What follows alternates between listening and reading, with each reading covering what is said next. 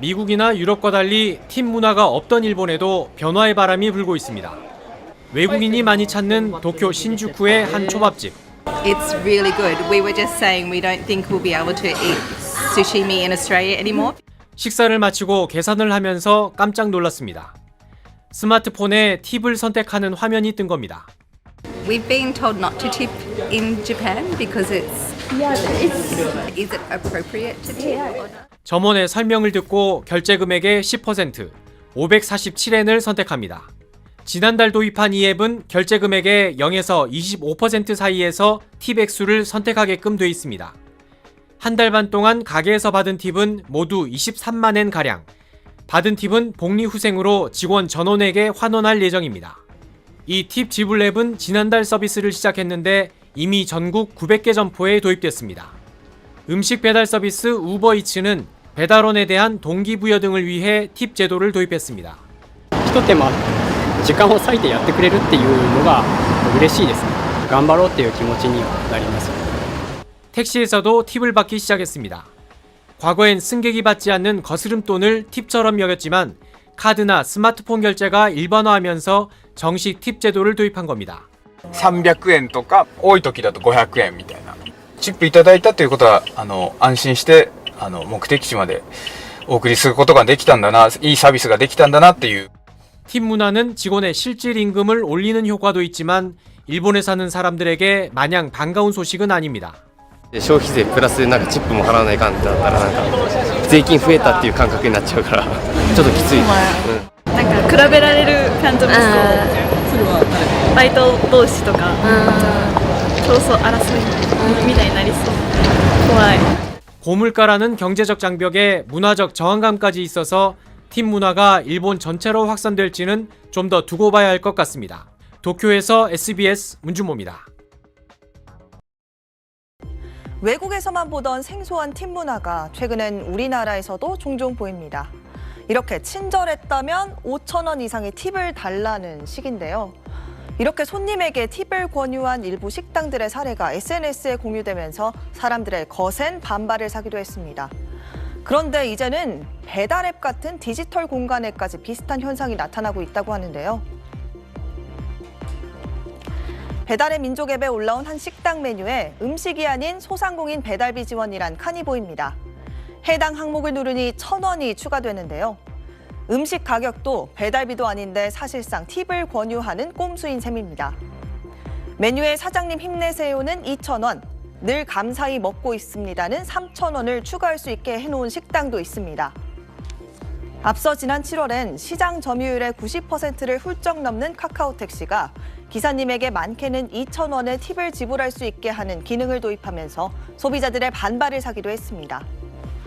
한 소비자 데이터 플랫폼이 조사한 결과 소비자 10명 중 7명이 택시 팁 기능 도입에 반대하는 걸로 나타났습니다.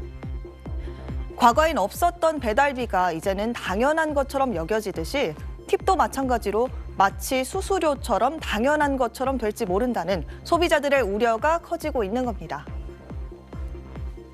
그런데 최근엔 팁 문화의 고향이라고 할 수 있는 미국에서 오히려 팁을 두고 더 시끌시끌한 분위기라고 합니다. 고물가 여파에 지갑 사정도 팍팍한 데다 이젠 미국 식당에도 키오스크가 도입되면서 주문도 받지 않는 직원들에게 팁을 주는 게 맞냐는 겁니다. 한 SNS에 올라온 사진입니다. 가게의 키오스크 화면엔 팁을 얼마나 낼 건지 선택하는 창이 뜬 게 보이죠. 고객이 키오스크를 통해 셀프 결제를 하는데도 일정 수준의 팁을 내라고 요청하는 겁니다. 서비스를 받은 게 없는데 팁을 내라고 하니 불만이 커질 수밖에 없죠. 실제로 미국의 한 여론조사 기관이 성인 12,000명에게 물었더니 이렇게 키오스크에서 팁 액수를 선택하게 하는 문화에 40%가 반대하는 걸로 나타났습니다. 5년 전보다 팁을 줘야 하는 곳이 늘었다고 느끼는 미국의 소비자들도 10명 중 7명에 달했습니다. 팁 자체에 대해서도 다양한 의견이 나왔는데 응답자의 29%만이 팁은 의무라고 생각했고 21%는 선택, 49%는 상황에 따라 다르다고 답했습니다. 이 팁을 둘러싼 논란은 팁 문화의 고향인 미국에서 오히려 더 시끌시끌합니다. 미국에서 팁 관행이 시작된 건 1800년대 말으로 알려졌습니다. 처음엔 서비스가 좋았다면 얹어주는 개념이었지만 지금은 거의 의무적으로 줘야 하는 게 관례가 됐죠.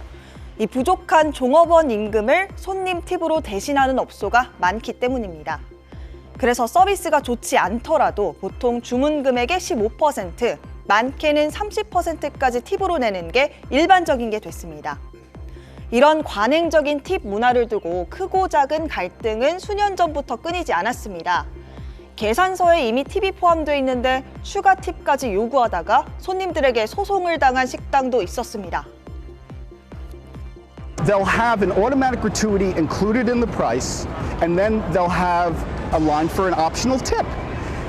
But a tip and a gratuity are exactly the same thing.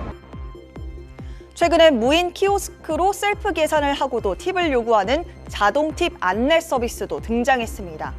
이 서비스를 받은 게 없는데 팁을 내라고 하니 불만이 커질 수밖에 없죠.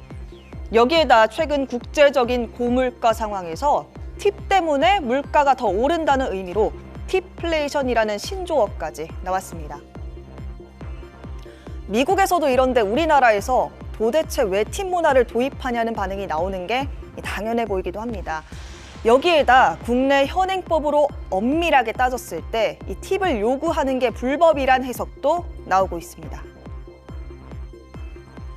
우리나라 식품위생법에선 음식점 등은 가격표에 팁 같은 봉사료를 포함한 최종 가격을 표기해야 하기 때문입니다. 쉽게 말해 점주나 점원이 팁을 직접 요구하는 경우엔 위반이 된다는 겁니다.